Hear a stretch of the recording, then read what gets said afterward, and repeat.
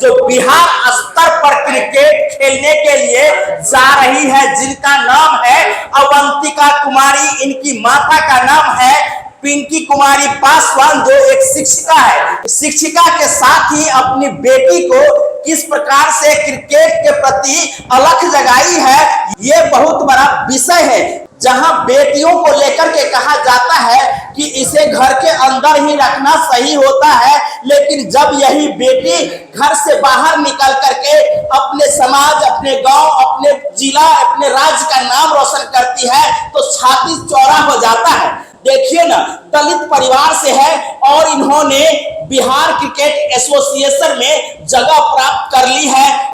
जैसे ही ये खबर फैली है, परिवार को एवं अवंतिका को ढेर सारा बधाई मिल रही है। बगल में जो फोटो आप देख रहे हैं, ये है मधुबनी की बेटी अवंतिका, जिन्होंने बिहार क्रिकेट एसोसिएशन में जगह पाई है और इन्हें मौका मिलने जा रहा है बिहार की ओर से क्रिकेट खेलने का। मधुबनी के लिए ये बहुत बड़ा गौरव का विषय है कि अवंतिका, जो मधुबनी के एक छोटे से प्लेग्राउंड में खेल करके बिहार स्तर पर नाम ऊंचा कर दी है।